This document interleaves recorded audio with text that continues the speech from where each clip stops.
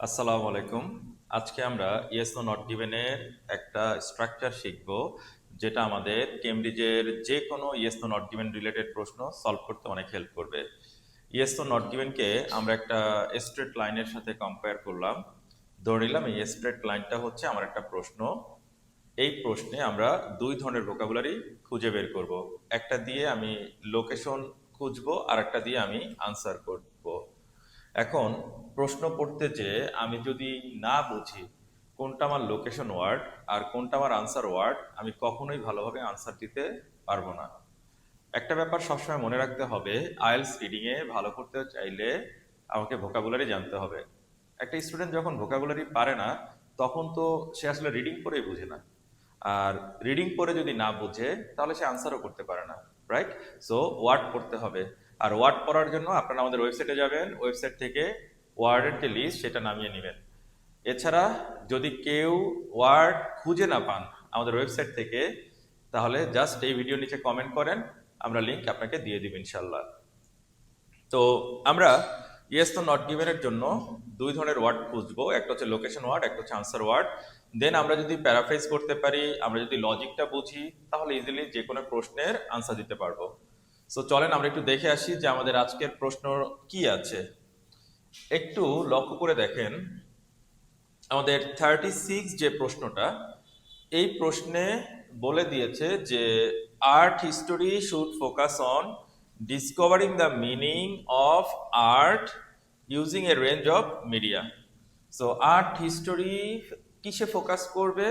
সেটা হচ্ছে মিনিংকে ডিসকভার করবে কিভাবে, রেঞ্জ অফ মিডিয়া, এগুলোই বলছে, রাইট? সো এই ধরনের প্রশ্ন যদি আমরা সলভ করতে চাই, তাহলে আমাদেরকে যেটা করতে হবে, ফার্স্টে দুই ধরনের ওয়ার্ড চুজ করতে হবে।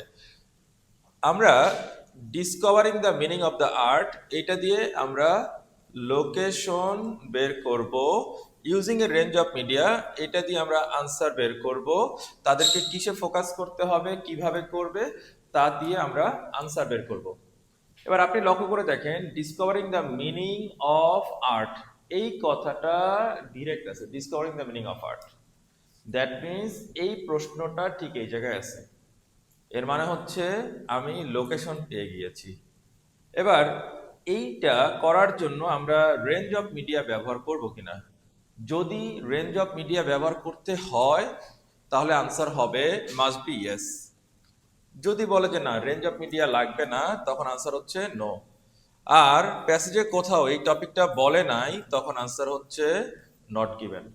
সো আমি আমি একটা ইয়েস তো নট গিভেন পাওয়ার পরে অবশ্যই প্রশ্নটা নিয়ে অ্যানালাইসিস করব, রাইট?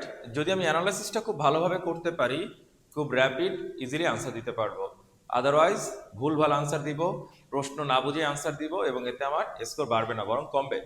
সো আপনারা খেয়াল করে দেখেন, discovering the meaning of art, এই জায়গাটাতে, এই সেন্টেন্সে কোথাও বলে নাই যে রেঞ্জ অফ মিডিয়া তারা ব্যবহার করবে বা রেঞ্জ অফ মিডিয়া তাদের ব্যবহার করতে হবে, এটাকে তারা শুড হিসেবে রিপ্রেজেন্ট করছে, এই ধরনের কোনো কথা বলে নাই।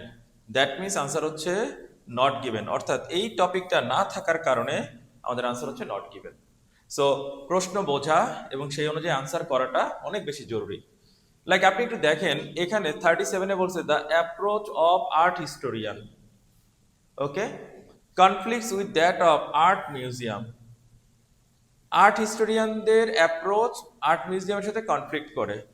এইটা দিয়ে আমরা লোকেশন বের করব, লোকেশন বের করব, আর এটা দিয়ে আমরা লোকেশন বের করব। দেন যদি কনফ্লিক্ট করে, এই যে কনফ্লিক্ট, এটা দিয়ে আমরা আনসার করব, রাইট? কনফ্লিক্ট দিয়ে যদি কনফ্লিক্ট করে, তাহলে আনসার হচ্ছে ইয়েস। যদি কনফ্লিক্ট না করে, কনফ্লিক্টের অপোজিট যদি কোনো ওয়ার্ড বলে, তাহলে আনসার হচ্ছে নো। আর এইখানে এই দুইজনের কোনো রিলেশনই করে নাই, that means answer not given. অর্থাৎ কনফ্লিক্ট করলো নাকি তারা মিলেমিশে রইলো, কি হইলো, এই ধরনের কিছু বলে নাই, তখন আনসার হচ্ছে নট গিভেন।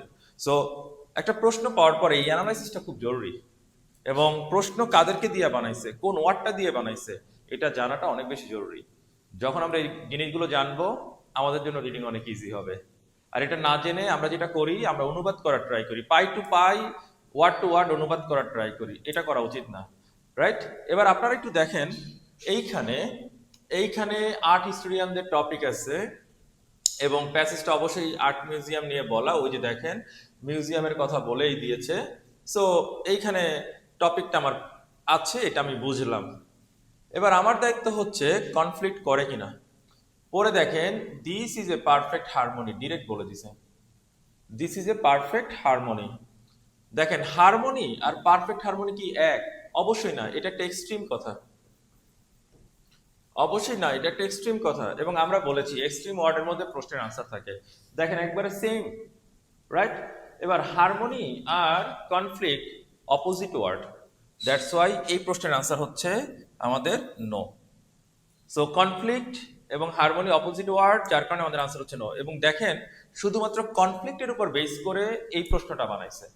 তো আমি যদি ওয়ার্ড জানি আমার জন্য আনসার করাটা ইজি, আমি যদি বুঝি কোন ওয়ার্ডের উপর বেস করে প্রশ্ন বানিয়েছে আমার জন্য আনসার করাটা অনেক ইজি হবে। দ্যাটস ওয়াই খুব ভালোভাবে রিডিং পারার জন্য আমাদের ওয়েবসাইট ফলো করুন, কিংবা আমার নতুন একটা অনলাইন রিডিং ব্যাচ আসবে, এই ব্যাচে এনরোল করুন। ইনশাল্লাহ রিডিং পানির মতন সহজ হবে। রিডিং নিয়ে এত ভয় পাওয়ার কিছু নাই, রিডিং অনেক ইজি।